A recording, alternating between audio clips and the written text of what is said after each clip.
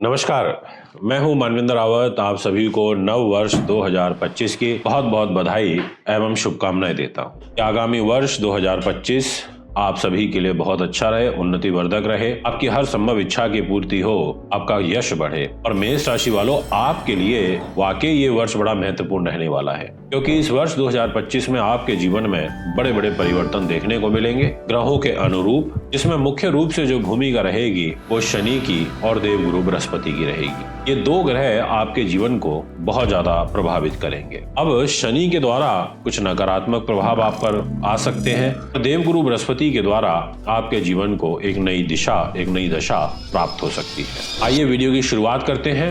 अगर आप हमारे YouTube चैनल पर नए हैं तो चैनल को सब्सक्राइब अवश्य करें, बेल आइकन के बटन को दबाएं ताकि तुरंत सारी इन्फॉर्मेशन आप तक पहुंच सके और आप भी इन वीडियोस के माध्यम से अपने आगे आने वाले कल को संवार पाएं। दोस्तों, सबसे पहले बात करना चाहूंगा आपके राशि के स्वामी मंगल ग्रह की। मंगल जो होते हैं साहस पराक्रम के देवता होते हैं। आपकी राशि के स्वामी नीच अवस्था में 21 जनवरी 2025 तक रहेंगे, यानी कि महीने की साल की शुरुआत के पहले 21 दिन आपको सावधानी के साथ निकालने चाहिए। और सावधानी भी किस विषय में? राशि के लॉर्ड कर्क में चले जाएंगे, यानी कि 4th हाउस में नीच के रहेंगे, यानी कि चेस्ट पे रहेंगे, प्रॉपर्टी के घर में रहेंगे, राजनीति के घर में रहेंगे, मदर के घर में रहेंगे, आपके मन पर रहेंगे। तो आपको इन चीजों से, चेस्ट से रिलेटेड, मदर की हेल्थ से रिलेटेड, पॉलिटिक्स में, यानी कि ऐसी परेशानियां बढ़ सकती हैं, चोट दुर्घटना इत्यादि का भय या कोई चेस्ट रिलेटेड सर्जरी हो सकती है, ये मैं कहूंगा। और सेम यही योग एक बार पुनः रिपीट होगा अप्रैल,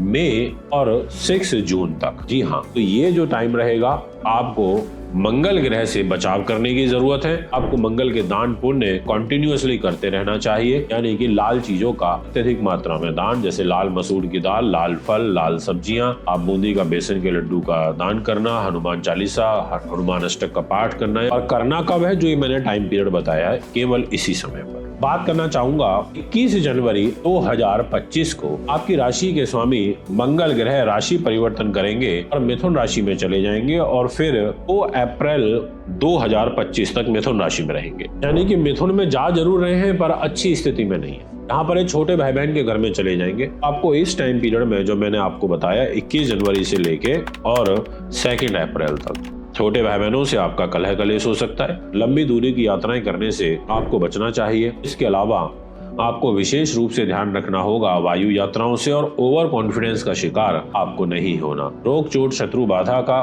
पुलिस केस मुकदमे का इत्यादि का भय आपकी लाइफ में बनेगा, ये भी आपको ध्यान रखना होगा। और इसके अलावा ये आपके भाग्य के घर को देखेंगे तो कुछ भाग्य में आपको सपोर्ट करेंगे, और इसके अलावा मंगल ग्रह आपके कैरियर में सपोर्ट करेंगे। तो आपको 21 जनवरी से लेकर के और 2 अप्रैल के बीच में कोई सरकारी नौकरी और विशेष रूप से अग्नि तत्व प्रधान ग्रहों से लाभ प्राप्त हो सकता है। जो भी लोग इलेक्ट्रिकल इलेक्ट्रॉनिक्स में हैं, ईंट भट्टों का काम कारोबार करते हैं या फिर विद्युत विभाग में हैं, आपको अच्छे लाभ प्राप्त होंगे। और अब जो मैं एक टाइम ड्यूरेशन आपको बता रहा हूँ, इसको आप जरूर नोट करें, क्योंकि ये आपके लिए बहुत महत्वपूर्ण फल रहेगा। दिनांक 6 जून से लेकर के और 28 अप्रैल तक, इस टाइम पीरियड में आपकी राशि के स्वामी मंगल ग्रह त्रिकोण में रहेंगे, यानी कि 5th हाउस में। अपनी राशि से पंचम हो जाएंगे, बुद्धि, उन्नति, नीति शास्त्र, विद्वानता के घर में रहेंगे, और यहाँ इनका रहना एक प्रकार से आपके लिए अच्छा है, आपकी संतान के उन्नति के लिए काफी अच्छा है, और कुछ अकस्मात धन लाभ के लिए अच्छा है। प्रतियोगी परीक्षाओं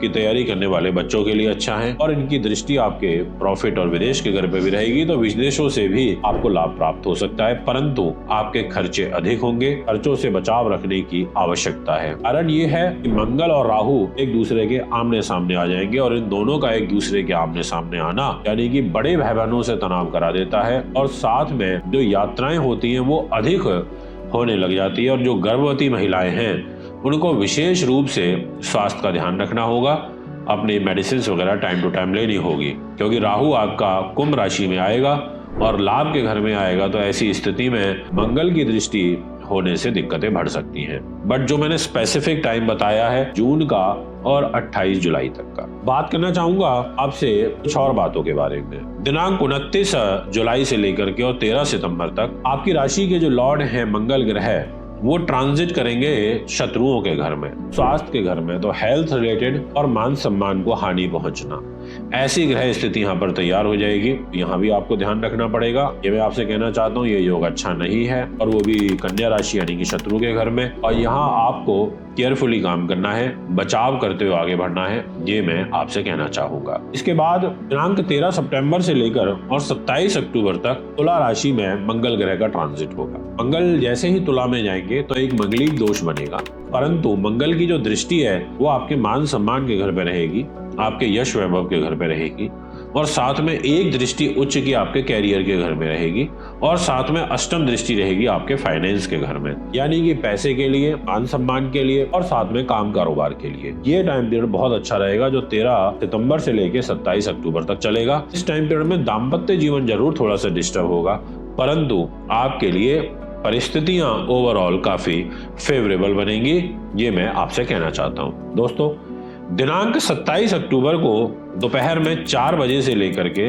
और 7 दिसंबर 2025 तक आपकी राशि के स्वामी मंगलिक दोष बना करके अष्टम भाव में रहेंगे। अब ऐसी स्थिति में इनका अष्टम भाव में जाना आयु में तो वृद्धि करेंगे क्योंकि स्वग्रही हो जाएंगे। तो अगर आपको कोई क्रोनिक डिजीज या कोई परेशानी या कुछ ऐसा मेजर इश्यूज खड़े होते हैं तो उससे आपका बचाव होगा। और यहाँ पर आपको बड़े भाई बहनों से भी तकरार फेस करना पड़ेगा और बीमारियों पर पैसा आपका खर्च होगा, और छोटे भाई बहनों से भी दिक्कत आपको आएगी। ऐसा ग्रह योग यहाँ पर एक दिखाई देता है। इसके अलावा 7 दिसंबर से आपके लिए बहुत अच्छे योग शुरू होंगे, यानी कि साल का जो आखिरी महीना होगा वो आपके लिए काफी उन्नतिवर्धक रहेगा, क्योंकि धनु राशि में मंगल का गोचर होगा, अपने मित्र की राशि के अंदर मंगल का गोचर होगा, और जैसे ही ये ट्रांजिट होगा धनु राशि के अंदर तो यहाँ मंगल को त्रिकोण में बल भी मिलेगा, यानी कि व्यक्तित्व तो बढ़ेगा ही, साथ में आपके लिए मान सम्मान भी बढ़ेगा।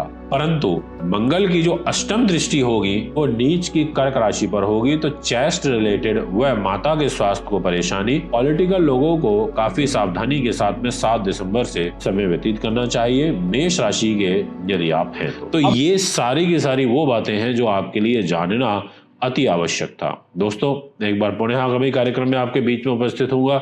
अभी आपसे आज्ञा चाहता हूं। नमस्कार।